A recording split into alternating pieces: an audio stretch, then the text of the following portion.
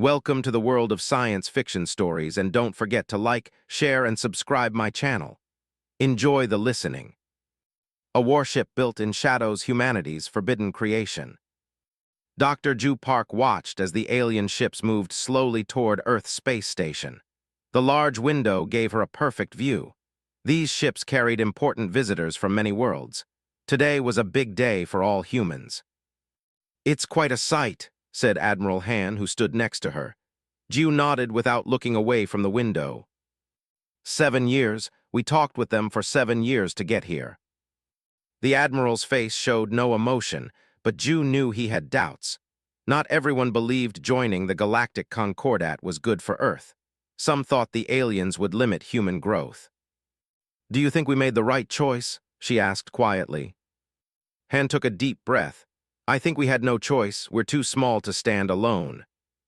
Below them on the main level of the station, crowds gathered. News teams set up cameras. Officials from Earth's united government wore their best clothes. The air felt heavy with importance. "It's time," Han said, checking his watch. "The ceremony starts in 20 minutes." They walked together to the grand hall. Ju felt her heart beat faster. As the lead engineer for Earth's space program, she had earned her place at this historic event. Her work had helped humans reach farther into space than ever before. The hall filled quickly. Humans sat on one side, aliens on the other. The visitors came in many forms. Some had blue skin, others extra limbs. Some floated rather than walked. All were more advanced than humans. The Earth president stepped forward to meet the Concordat leader, a tall being with silver skin who spoke through a translation device. "Today marks a new chapter for both humanity and the Concordat," the alien leader said. "Together we will share knowledge, trade, and peaceful exploration of the galaxy." Everyone applauded. The signing began. Officials from both sides put their names on the agreement. What most humans didn't know, what the broadcasts didn't show, were the restrictions hidden in the small print. Later that night, Ju read through the complete document in her office. Section 42.7 caught her attention. It limited developing species from building military ships beyond Class C capabilities. Humans could have small defensive ships, but nothing that could truly protect distant colonies. "They've caged us," she whispered to herself. 3 months passed. Earth celebrated its new status. Trade increased. Some alien technology was shared, but Ju couldn't shake her worry. Then it happened. While working late in her lab, Ju received an urgent message. The screen showed Governor Kim from Proxima Colony, Earth's farthest settlement. "We're under attack," Kim shouted over the noise of alarms. The image shook as explosions hit nearby. "Unknown ships are bombing us. We need help immediately." Ju watched in horror as the camera turned to show the sky. Large insect-like ships fired on the colony buildings. People ran screaming as structures collapsed. "How many ships?" Ju asked, already sending alerts to Earth defense. "At least 5 big ones. They came without warning." Kim ducked as something exploded nearby. "Our defenses can't stop them, please." The transmission cut off. Within hours, Ju joined an emergency meeting with Earth's leadership. Admiral Han showed images of the attackers. "Vons," he said grimly. "A warrior species from beyond Concordat space. They've attacked other borders before." "Where is our Concordat protection?" someone demanded. "Isn't this why we joined them?" Ju and Han rushed to the Concordat headquarters in Geneva. They were kept waiting for 3 hours before meeting Representative Tal, a tall blue alien who showed no hurry despite the emergency. "The situation is unfortunate," Tal said after hearing their report. "However, the Concordat cannot directly intervene in conflicts with non-member species." Jimmu leaned forward, disbelieving. "People are dying. A human colony is being destroyed." "The non-interference protocols are clear," Tal replied calmly. "Each species must handle its own conflicts with non-Concordat members." "With what?" Admiral Han asked, his voice controlled but angry. "You've restricted our ship capabilities. We can't build vessels strong enough to fight these attackers." Tal blinked slowly. "You may build defensive installations within approved parameters. We can provide technical specifications." The colony will be gone before we could even start building defenses, Ju said. Tall simply stared back. I regret that we cannot offer direct military aid. Perhaps evacuation would be wise. When they left the building, Han punched a wall. They knew we would have enemies but made sure we couldn't protect ourselves. Reports came in all day. The Virian attack continued. Nearly half the colony, over 2,000 people, had died. Earth's small defensive ships couldn't reach Proxima in time and wouldn't be strong enough to help if they did. That night, Ju couldn't sleep. She reviewed the Concordat agreement again, looking for any loophole. There was none. Earth had signed away its right to proper self-defense. Near dawn, she called Admiral Han. I need to see you, she said. Not over communications, in person. They met at an old park outside the city. No one was around at that early hour. The morning air was cold. Have an idea, Ju said after making sure they weren't overheard. We can build something they don't expect, something that breaks the rules. Han's eyes narrowed. You're talking about violating the agreement we just signed. That could bring Concordat punishment down on all Earth. And what's happening at Proxima Colony right now? She asked sharply. The Concordat left us defenseless on purpose. We need to protect ourselves. What exactly are you proposing? Ju took a deep breath. A ship, not just any ship. A true warship beyond anything the Concordat thinks we can build. I have designs already started, with the right team working in secret. Where would we even build such a thing without them knowing? The old mining station in the Kuiper Belt. It's officially decommissioned but still structurally sound, far from regular patrol routes. Han was quiet for a long time. His face showed the weight of the decision. Finally, he looked up at the fading stars. If we're caught, it's treason against the Concordat. We'd be imprisoned probably for life, Ju nodded. I know. And if we do nothing, more colonies will fall. Exactly. Admiral Han extended his hand. Then we have work to do, Dr. Park. As they shook hands, the first light of dawn broke over the horizon. The old mining station floated silently among the icy bodies of the Kuiper Belt. From the outside, it looked abandoned. Metal plates had come loose in places. Warning lights no longer blinked.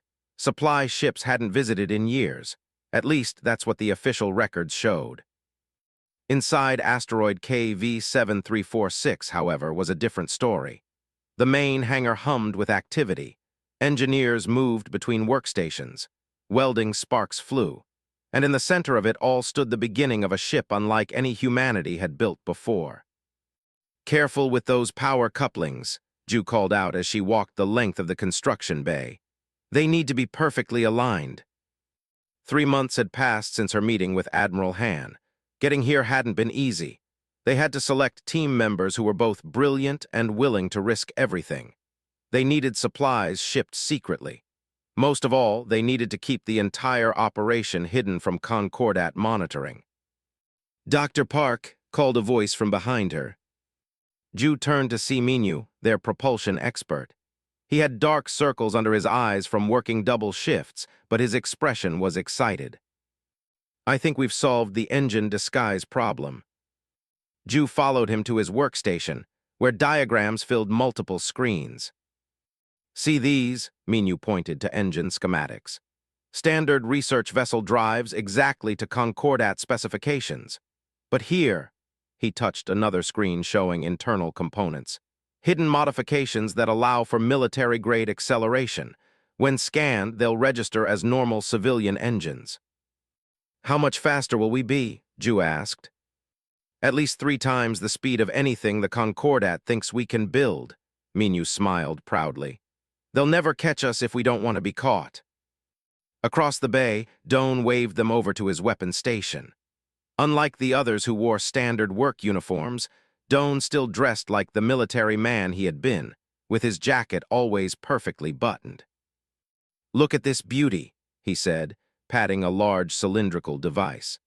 Officially, it's a high-powered rock-crushing drill for mining operations. Unofficially, it's a particle cannon that can cut through Virian armor like butter. Will it pass inspection? Ju asked. Doan nodded confidently. All components are dual purpose. Nothing here that isn't found on standard mining equipment. It's how they're arranged that matters. In another section, Yumi worked with materials that shifted colors under different lights. Her hands moved with precision as she tested sample after sample. "This is the latest version," she explained when Ju came to check her progress. "It absorbs 95% of scanner signals.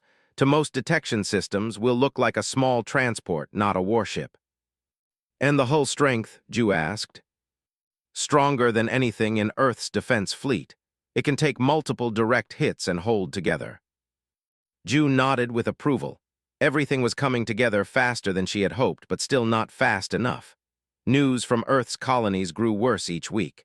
2 more settlements had reported Vron ships at their borders. The attacks seemed to be following a pattern, moving closer to Earth with each strike.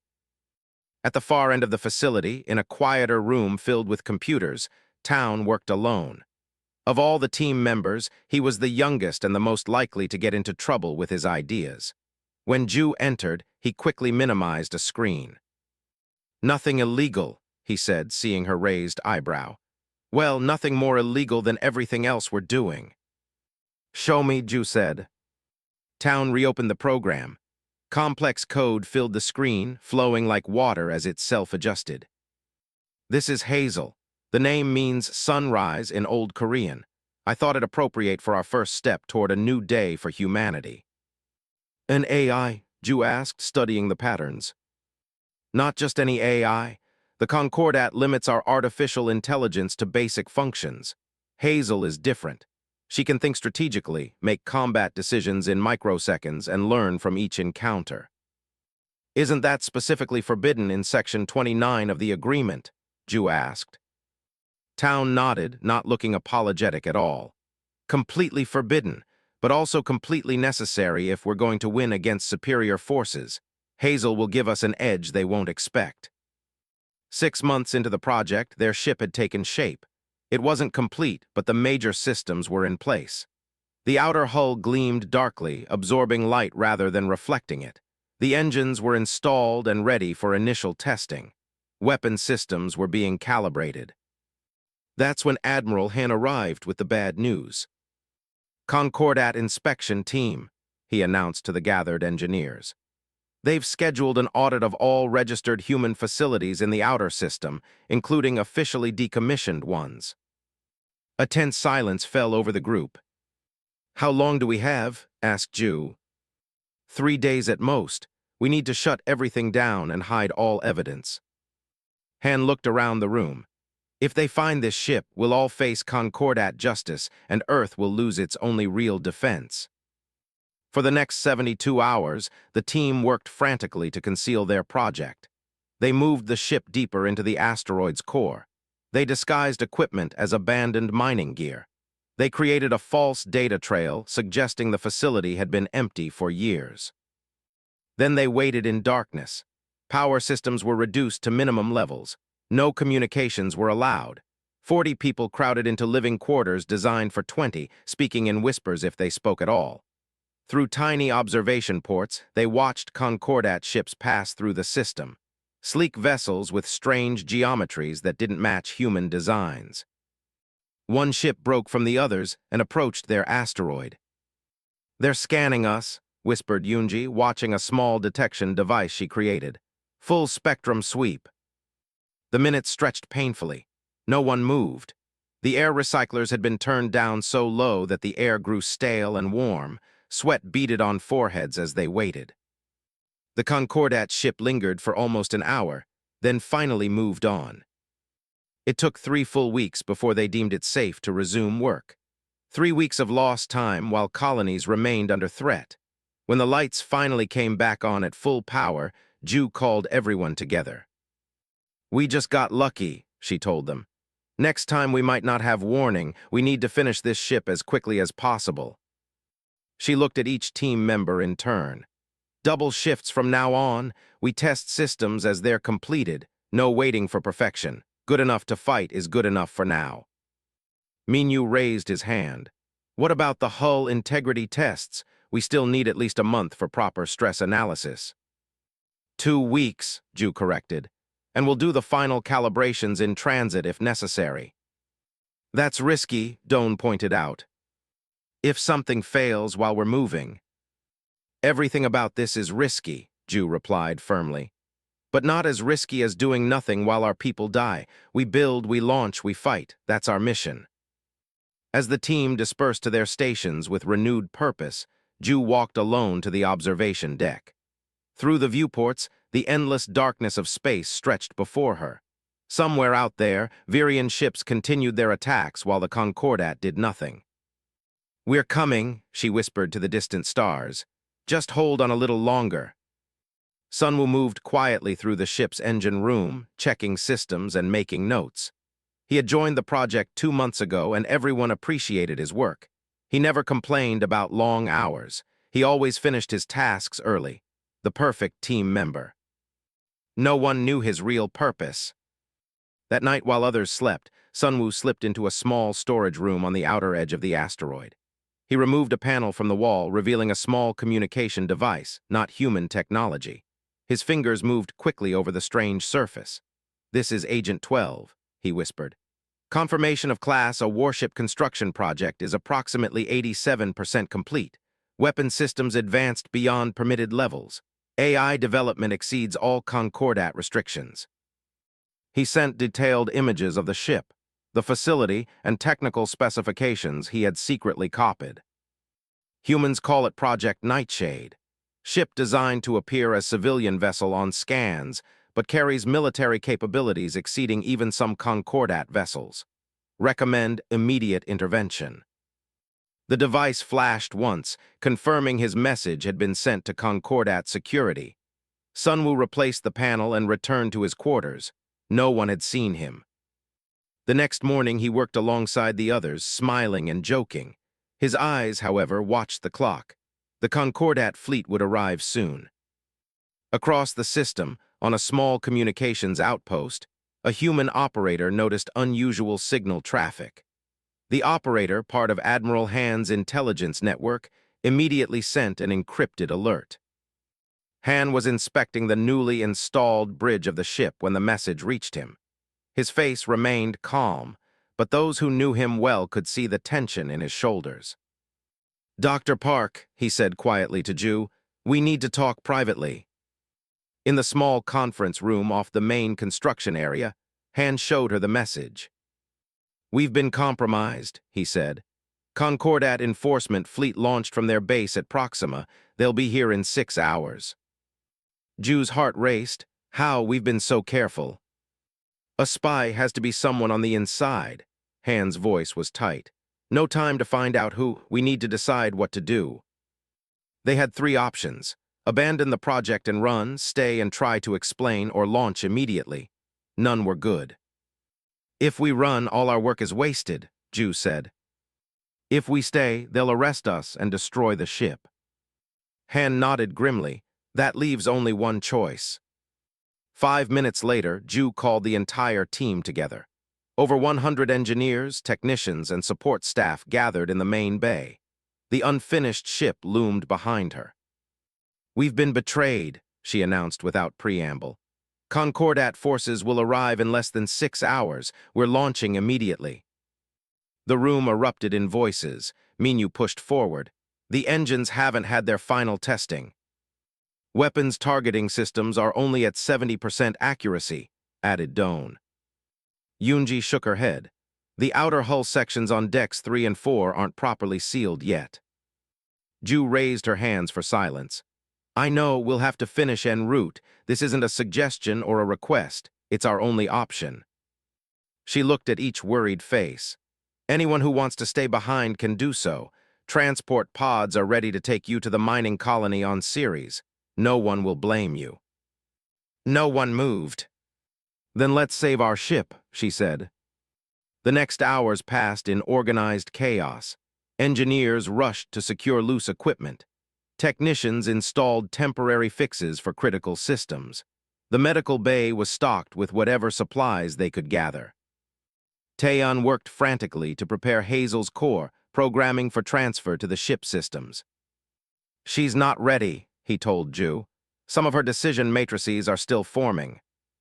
Will she function? Ju asked.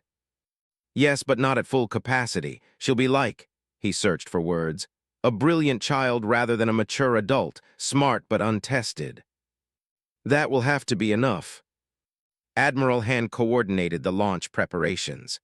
All personnel will need to find roles. We're no longer just builders, we're now a crew. As they worked, Sunwoo tried to appear busy while watching everything. When no one was looking, he slipped away toward the emergency pods. He didn't get far. Going somewhere? Asked Doan, stepping from the shadows. The former military officer held a small stun weapon. Sunwoo's hand moved toward his pocket, but Doan was faster. The stun blast left Sunwoo conscious but unable to move. I've been watching you, Doan said, searching Sunwoo's pockets and finding the alien communication device. Military habit, always look for what doesn't fit. They locked Sunwoo in a storage room. They would deal with him later, if there was a later. 5 hours after receiving the warning, the ship was as ready as it could be. The construction cradle arms retracted. Temporary walkways pulled back. On the hastily assembled bridge, Ju took the captain's chair. Around her, the team members sat at stations they had built but never expected to operate themselves. All sections report, she ordered. One by one, they called in. Engineering ready. Life support functioning. Navigation online. Weapons partially operational. Hazel, Ju addressed the ship's AI system. Status report. A soft, gender-neutral voice answered. Core functions online. Some decision pathways incomplete. I am operating at 62% of designed capacity. Is that enough to help navigate us out of here? Yes, Dr. Park. I can assist with navigation and basic defense. Ju nodded. Then let's go, detach from all moorings. With a series of metallic sounds, the final connections to the asteroid base separated. The ship floated free for the first time. Engines to 1/4 power, Ju ordered. Take us out slowly. The engines flared to life. The ship, now officially named Nightshade, began to move forward out of the asteroid's shadow and into open space. They had barely cleared the base when alarms sounded. Multiple ships entering the system, reported the sensor operator. Concordat vessels moving fast. Minyu looked up from his console. They're earlier than we expected. Someone must have updated them on our plans. Full power to engines, Ju commanded. Minyu, can we outrun them? If the engines hold, yes. But they're tracking us. On the main screen, blinking dots showed Concordat ships spreading out to surround them. Execute random jump pattern, Ju ordered. Don't give them a predictable course. Head toward Epsilon sector when you can. The Nightshade surged forward, then changed direction sharply, its experimental engines pushing harder than any human ship had before. Behind them, the asteroid base that had been their home for months began to glow from within. Self-destruct sequence activated, reported Admiral Han. No evidence will remain. As the Nightshade accelerated away, the asteroid erupted in a massive explosion. The blast wave pushed them further, adding to their speed. We've broken their sensor lock, Minyu reported with excitement. The explosion interfered with their tracking systems. Ju allowed herself a small smile. Good, keep us moving. Random course changes every 20 minutes. She stood and addressed the bridge crew. We made it out, but our work is just beginning. We have a ship to finish and a mission to complete. As stars streaked past their viewports, the crew of the Nightshade began their new life as fugitives, rebels, and perhaps, if they succeeded, saviors of humanity. Inside his locked storage room, Sunwoo felt the ship accelerate and knew his mission had failed. The humans had done what the Concordat thought impossible. They had built a warship that could change everything.